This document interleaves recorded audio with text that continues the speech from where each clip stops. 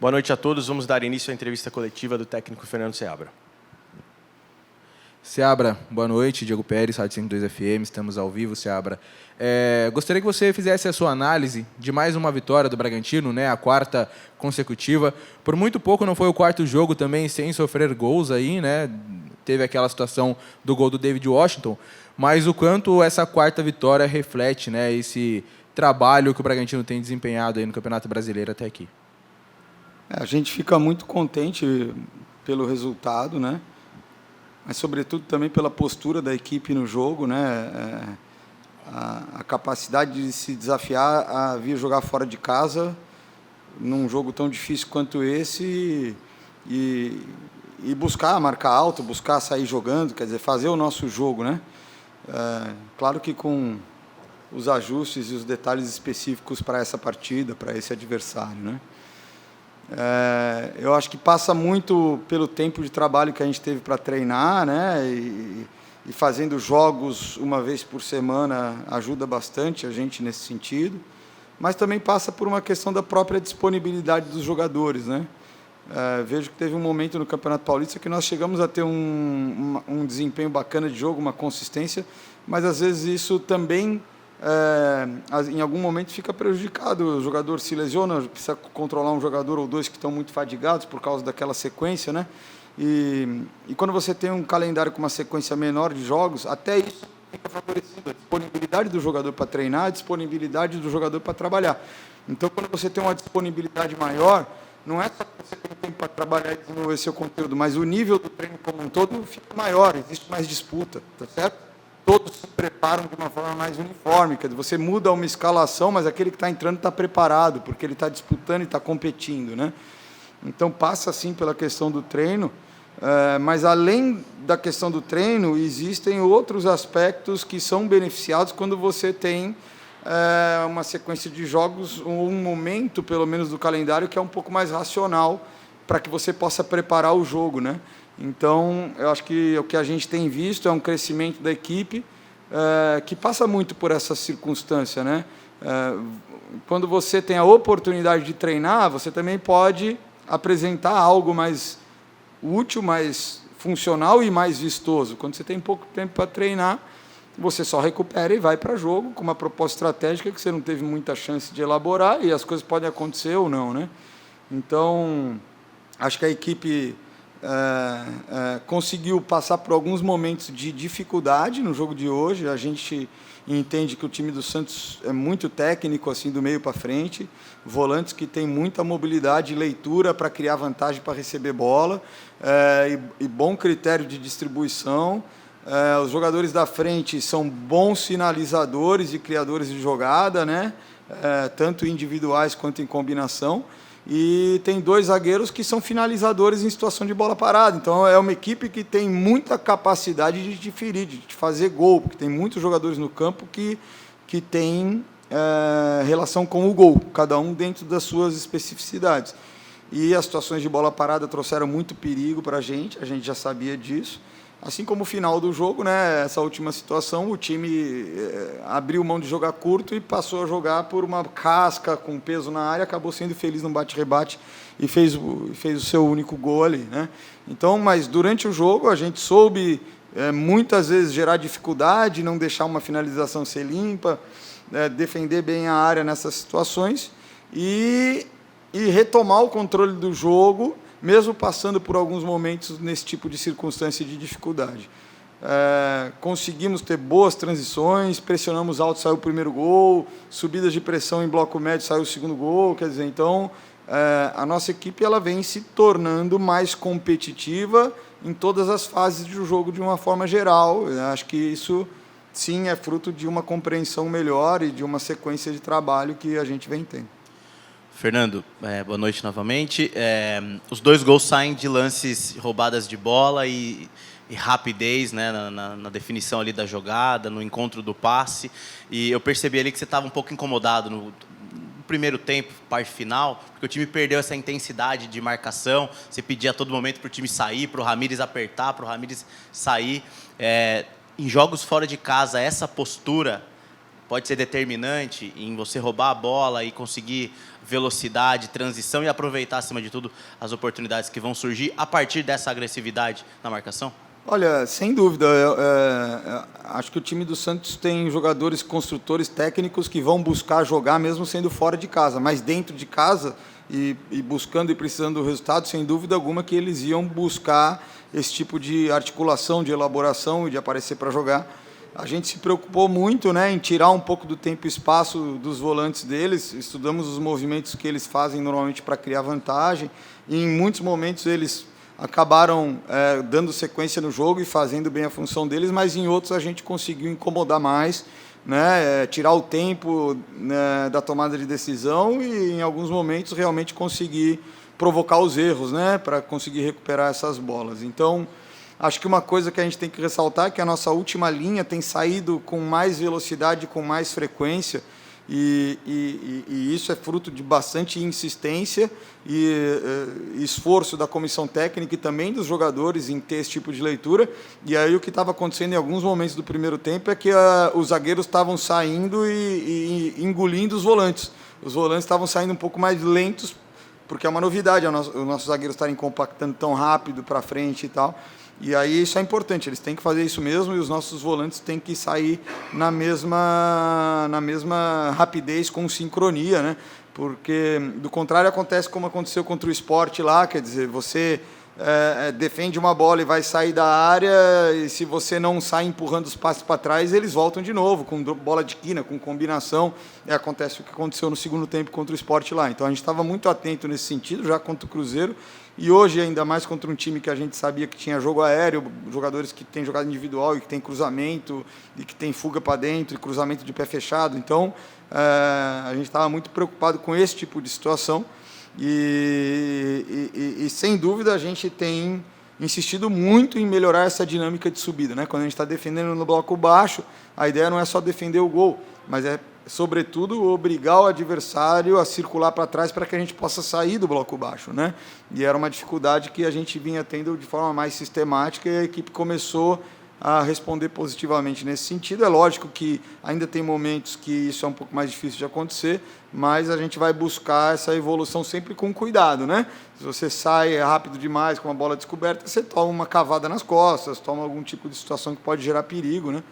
Mas é na ideia de justamente subir, não ter que entrar num modo de organização de defesa de gol, para que seja mais provável você recuperar uma bola andando para frente, que vai te proporcionar uma transição com mais chance de gerar uma situação clara de gol, né? É isso mesmo. Seabra, nos melhores momentos do Éric Ramírez no Bragantino, a gente observava muito o nível de intensidade que ele colocava, né, ali no meio-campo. No começo do ano, o Bragantino, nas oscilações, acertou muito com os três médios ali, né? O Gabriel, o Matheus e o Evangelista. Você citou a dificuldade depois da saída do Lucas Evangelista. E hoje, a segunda partida com o Gabriel Ramírez, que passou por um processo de lesão, agora está voltando bem, e o John. Essa estrutura desses três médios, ela tem também ajudado muito o Bragantino a ser mais combativo e também na marcação-pressão, já que o Ramírez é esse cara mais intenso? Olha, a gente vem conseguindo, desde a saída do Evangelista, adaptar as funções defensivas dos nossos extremos, né?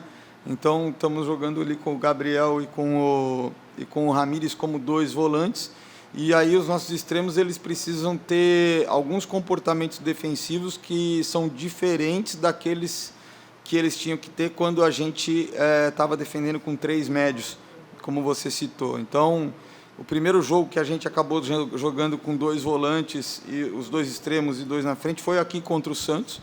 E como eles não estavam acostumados, né, a cumprir essas funções, mesmo no final do primeiro tempo, eles já demonstraram um desgaste excessivo. A gente perdeu compactação, capacidade de retornar e também de pressionar. Então, ao longo do tempo, a gente vem atuando aí no 4-4-2. Em alguns momentos, em algumas tarefas, o John volta para ajudar os dois volantes. A gente está desenvolvendo essas dinâmicas para ficar um pouco mais seguro na situação do bloco baixo, defesa de área. Mas, normalmente, o John John está fazendo a dupla com o Sacha no centro pela frente e os nossos pontas têm que fazer esse equilíbrio com os volantes para que a gente não fique muito enfraquecido nas laterais dos volantes, né? Então, eu acho que todos eles têm evoluído nesse sentido, mostrado isso em jogo, né? A gente teve também hoje um retorno do Nacho, que jogou contra o Fluminense, depois não tinha jogado mais, e também atuou bem defensivamente, teve boas puxadas de transição, foi importante no lance do gol. Então, a gente inicia o ano numa proposta de um 4-4-2, acaba se ajustando melhor nesse 3-3 com 3 médios e 3 atacantes. Com a saída do Evangelista, a gente retorna para o 4-4-2 e tivemos, desde o jogo do Santos, mais semanas de treino e jogo uma vez por semana, e aí eles conseguiram se adaptar. Claro que tem sempre algum ajuste para fazer, mas a dinâmica defensiva como um todo, tanto para correr para trás, fechar os espaços, quanto para pressionar, ela está muito mais consistente e a gente tem se beneficiado disso, né? Hoje fizemos 2 gols em roubada de bola. Como aproveitar esse bom momento também agora na Copa do Brasil, Fernando? Claro que são competições diferentes, estilos diferentes de jogo também, o primeiro jogo fora de casa, o mata-mata, mas de que maneira aproveitar esse bom momento para tentar, de repente, um bom resultado lá em Criciúma também? Olha, a gente tem que ter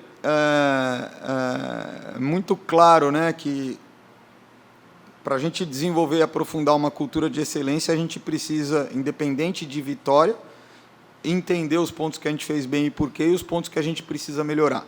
Porque se a gente não fizer isso, o próximo adversário, se preparando com diligência e com competência, vai enxergar os pontos que a gente precisa melhorar e vai se aproveitar disso se a gente não fizer. Então, acho que é claro que o dia a dia e esse tipo de correção e de busca de aperfeiçoamento, ele é muito mais favorável com vitória, né? O nível de confiança, né? A tranquilidade para trabalhar no dia a dia, e o desafio é que a gente mantenha o foco no nosso desenvolvimento, não perca o foco em função de resultados, achando que a gente atingiu o nosso limite, que agora é só manter. Está muito distante disso. Acho que esse processo é um processo contínuo, na verdade ele não tem fim. Nós temos que ter a capacidade de manter a seriedade no trabalho e o foco na nossa evolução. Se isso não acontecer, daqui a pouco os adversários vão nos superar novamente. Então, é um dia a dia que eu já estou muito acostumado com isso, até por ter trabalhado muito tempo com formação de jogador, então é sempre um processo que não tem fim, independente do que aconteceu no último jogo.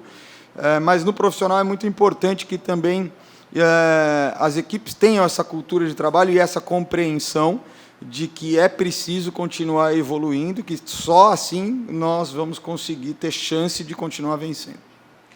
Seabra, é uma pergunta individual, mas também coletiva, sobre o Lucas Barbosa, né? Ele fez parte do gol ali, né, da jogada do gol no último jogo, e depois saiu passando mal, e ele tem atuado mais como titular. E ele tem uma potência tanto para atacar quanto para recomposição, apesar da estatura, né? Um jogador muito alto e consegue, como ponta, cumprir com essas duas funções. E junto ali com o Eduardo Sacha, eu sinto uma sinergia assim, né, na movimentação dos dois, que eles conseguem se entender muito bem. Isso é trabalhado ou é algo dos jogadores ali em campo mesmo? E como você vê essa crescente do Lucas Barbosa? Olha, é um jogador que trabalha muito sério, de forma muito intensa, né? E, na verdade, acho que isso tem sido a tônica do grupo. Acho que a gente está conseguindo construir esse tipo de ambiente realmente de trabalho, de taxa de trabalho alta e de busca de evolução. E à medida que o tempo vai passando, a compreensão, né, dos nossos princípios de jogo e da lógica que organiza o nosso jogo nos diferentes momentos, ela vai aumentando, né? O Lucas, ele é um jogador que é capaz de jogar por fora, aberto, e também por dentro no meio espaço, né? E isso permite para ele, ainda mais sendo um cara que joga em pé trocado, fazer algumas ações interessantes de conexão com os jogadores de dentro, né? Então você vê que no primeiro tempo ele faz uma bola de quina para o John John numa bola nas costas da defesa, semelhante àquela que no jogo passado ele fez um facão curto para o Sacha. Então é a característica dele, ser um jogador que tem chute, ser um jogador que tem bola de quina e que tem o passe de ruptura. Então, sempre que ele conseguir ter tempo e espaço para levantar a cabeça e se os movimentos forem oferecidos no tempo, ele vai conseguir municiar, né? A gente tem trabalhado muito com ele também a capacidade dele atacar espaços, porque ele é rápido e tem boa definição, né? Então, hoje, no começo do segundo tempo, ele acaba criando uma chance de gol clara numa interação com o John, né? Ele não aproveita, mas é injusto falar que ele perdeu um gol, porque ele que criou, né? Se ele não corre no tempo, o John não tem o passe para fazer, né? Então, assim, a bola enfiada na sua defesa, ela depende da corrida, do movimento acontecer antes do passe para oferecer a oportunidade para quem está com a bola. Ele fez isso muito bem, acabou perdendo o gol. Então, ele é um jogador realmente que está crescendo e ele tem condições de crescer ainda mais. Se ele entender a velocidade que ele tem e a potência que ele tem, a capacidade dele de correr em espaços grandes e oferecer mais movimentos de ataque às costas, o jogo dele vai crescer ainda mais. De uma forma geral, isso é algo que a gente tem falado com os pontas em especial, que todos preferem ou a bola no pé para armar ou a bola no pé para driblar, né? Mas é importante que eles comecem a fazer esses movimentos de ruptura também, para que o time crie chances, mas também para a carreira deles. Fernando, ainda tem, obviamente, o jogo de quarta-feira durante a semana contra o Criciúma, mas como é que tá? O que você pode dizer sobre a preparação da comissão técnica para a estreia lá no Cícero? A questão do campo, as características lá do local, o que você já pode também passar sobre isso para essa estreia que vai acontecer contra o Mirassol? Né? Beleza. Acho que o Criciúma é quinta, né? Você falou quinta, é quinta-feira. Bom, em relação ao Criciúma, a gente já está estudando, né? Então tem sempre um analista e o Vinícius que trabalha com os analistas no estudo dos adversários. Então esse já é um processo que está em andamento e a gente vai fechar essa preparação. Mas já estamos, né, assim, também nos preparando para essa primeira partida no Cícero. A gente deve fazer um treino lá, eu não lembro direito agora, sábado ou domingo de manhã, vamos fazer o treino lá, para que o pessoal se acostume com o gramado, com o ambiente, com o vestiário de uma forma geral. Tinha até uma ideia de fazer algum treino à noite, mas não vai ser possível, porque está tendo rodeio, né? Tem muita movimentação, muito barulho ali em volta. Então, beleza, a gente vai... o adversário também nunca jogou lá à noite, então também não tem muita diferença para a gente. Muito obrigado, Fernando. Boa noite a todos.